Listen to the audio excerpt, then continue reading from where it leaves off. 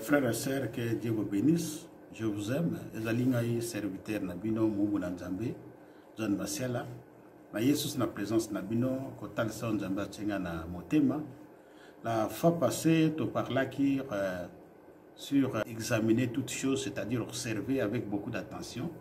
Ndenge Nzambe Salomon Lobaki, après examiner le cognos une par une.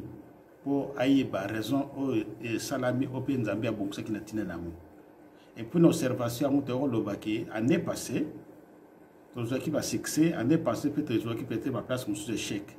Et on va année au total de l'on ne sera que tous en succès et puis l'on dit place en tous échec. Et on a observation, ils allaient très capital, il y a observer toutes choses, et on doit examiner toutes choses.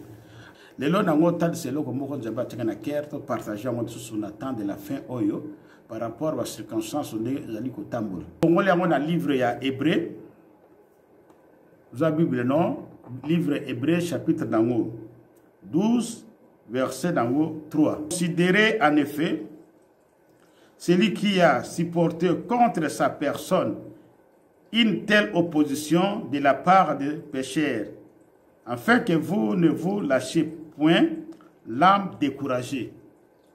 Nous allons lecture considérez en effet celui qui a supporté contre sa personne une telle opposition de la part des pécheurs, afin que vous ne vous lâchiez point l'âme découragée. Donc, tout le monde a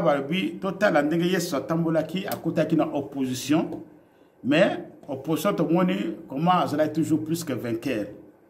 Biso to dali ba disciple naé, to kuta toujours dans opposition. L'opposition na ba bi to décourager mais par la grâce de Dieu to vous avez tic tac ndegeni ni e rendre biso plus que vainqueur. To le bi na domaine il y a Saint-Esprit ba bi c'est concerne les choses spirituelles, frère. Je ne veux pas que vous soyez ignorants. On a livré à Corinthiens chapitre 12. L'adversaire a donc profité de l'ignorance. Alors, tu vas travailler dans le domaine de la spiritualité, tu vas travailler dans le discernement de l'esprit, parole de connaissance et parole de sagesse. Alors, comme titre de l'exhortation, nous avons considéré en effet comment Jésus a joué position na part de pécheur. Alors, le titre dit que vous avez une exhortation na biso na bongisa ki titre to le Bible to kobi titre na biso chrétien identifié ton opposant spirituel. Chrétien point virgule identifié ton opposant spirituel. Titre na bandeli chrétien point virgule identifier votre opposant spirituel. Alors, l'objet, nous sommes dans le monde physique, dans l'opposant spirituel, mais nous sommes dans l'opposant. Opposant à Zalinane, opposant à Zalinane, opposition, dans le gouvernement, ou bien l'organisation, ou bien l'argument, ou bien l'opinion, dans le monde. Il fait qu'on a opposé, il y a là-bas, on a un obstacle pour atteindre résultat ou bien elokango lobati ou bien musalango salate babenyango ozo s'opposer au tia obstacle na lingato lobi au tia ngaba kal au tia ngaba blocage. Alors yango to lobi chrétien il faut yeba na vie na yo ko identifier ba opposant na yo opposant na spirituel et opposant physique té. Pour la Bible, nous n'avons pas à lutter contre la chair et le sang, mais nous avons à lutter contre l'esprit. On a livre d'Éphésiens, chapitre 6, verset 12. Alors, opposition de tous autres, Seigneur Jésus, là, on a une opposition. Opposition contre les pécheurs et puis contre les bateaux, il y a des religieux. Donc, il y a des fois, il y a des qui a des miracles, il y a des faux miracles. Un esprit à Beelzeboul. Jésus-Christ a joué opposition de façon belée na tentation pour contre ça ikaka mai o ba yila ki mbongo babi ezali permis to foot un peu to footate pour ba sali ka ba piège. Donc makambo mingi Seigneur Jésus a no de sabato corté à divers ba religieux ba pharisien Toyo Moussous Wazo Salaka opposition. Donc, à côté qui n'a pas opposition est belé. Même dans le domaine spirituel de Tozoluba, dans le Sabino, na tentation. Donc, Satan a yéba qui monsieur à Jésus, mais à part il pas tous les moyens à Tchaïbakal pour atteindre bit na été une tentation à s'opposer à la volonté en Zambé pour nous Jésus dans Matthieu chapitre 4. De la façon est belé. Donc, nous sommes en opposition pour Christ à désobéir dans Nzambé, en même temps pour perdre bit au Nzambé à Tindaki na Mukili, pour profiter, pour gagner bisoba âme au Tozaki perdu, donc tout ça va calme. Il y a même dans la vie spirituelle, on se retrouve dans une position, c'est-à-dire, on s'oppose à Makambo belé. Donc, opposition, on s'oppose, c'est-à-dire, calme, blocage, pour progresser, pour percer, pour réciter, pour la gloire, pour la succès. Alors, même ce qu'on dit dans la Bible, Jésus a été dans opposition, même à travers les disciples. Babi Pierre, l'air Jésus a été dans la crucifixion, pour accomplir sa mission, Pierre a télémé là qui a dit non, recoufate. Jésus est arrière moi, Satan. Donc, a identifié que Malobo, Satan sur le bana, ils allaient Maloba Moko, et puis ça y est découragement, et Maloba Moko, et ça y est bienté.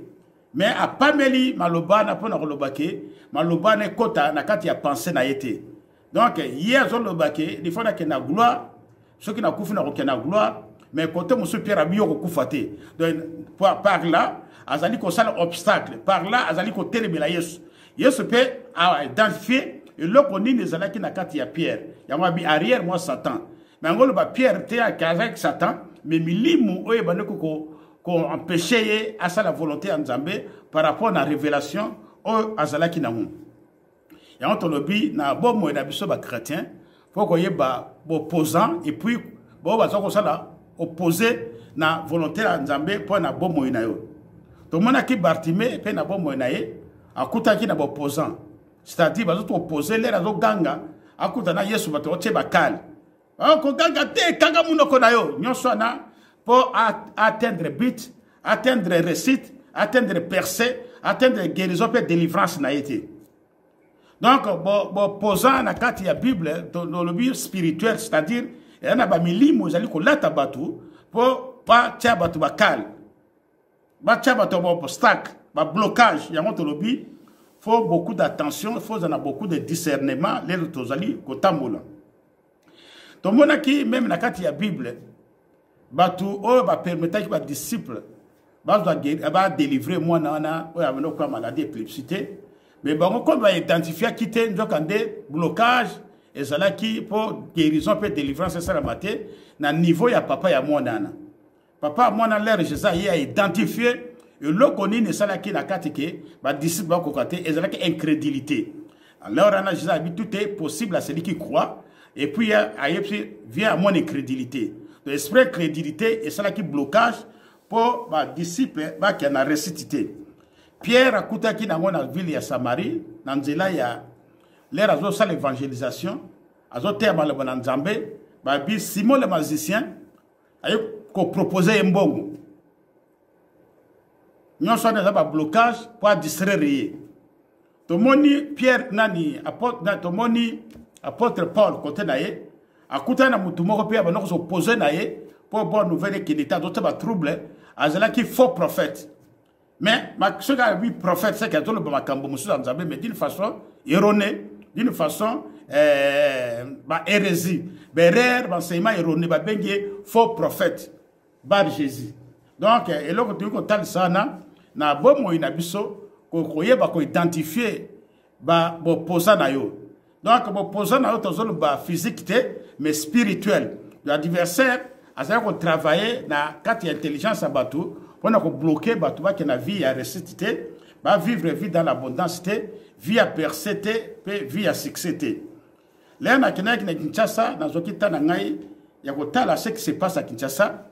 Na ko identifier que esprit et ça ko déranger bato na kata Kinshasa na ko mona ba esprit ya malhonnêteté, esprit ya mensonge, esprit ya orgueil, biloko wana parmi na binyo sauté parmi l'esprit les autres sabat na Kinshasa malhonnêteté pourquoi so pesi mutu ya Kinshasa loko na bi bango sauté o zwaka déception bato ba pesi ba mbongo batunga ba ndako ba yebi ba déception ni bazui bato ba malhonnête bato ba tamba na mensonge et puis bato ba orgueilleux ana mbongo to pesi musala sala o na sala musala nate mais ana poto de moni métier nyoso il n'y a pas de seul métier biso na poto pe na sali remarque moko na poto to ana problème ya busy bato tout ba comme busy donc ezali milimo za ko bloquer bato même ba famille zo séparé bato mususu na ndekone banda ba ya poto ba kutra soki 2 fois 3 fois l'air bozo s'éloigner adversaire à qui s'appelle amour et puis makabe belé bozali ko zanga unité zo zanga force à famille et zo kita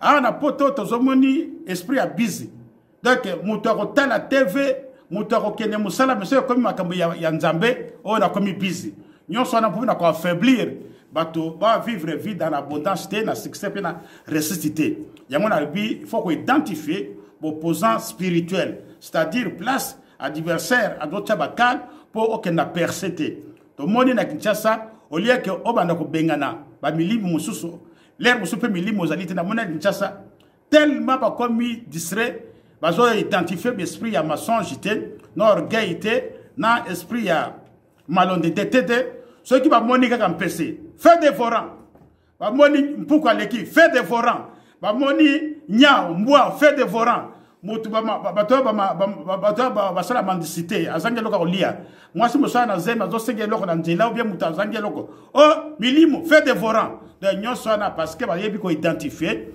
l'esprit eux ali ko tusa bagote même biso na poto to sala na beaucoup d'attention makambo musu to zo sala bien so comme il est la prière to komi busy yango na ngaki to yeba lelo nyonso na ezali bo position o une vie spirituelle pour au perséter pour que na succès te pe ressuscité yango na ngaki anayo to za na observation pour to yeba ko identifier ba opposant spirituel pour na percer na biso je vous aime que Dieu bénisse ba to ba yebi ngité comme na ngai John Basiala na passer to zui exhortation na biso lelo to partageons na bandiko nyonso pour libotra nzambe pe ba yeba ko pamusama comme ça tout le monde a la prochaine occasion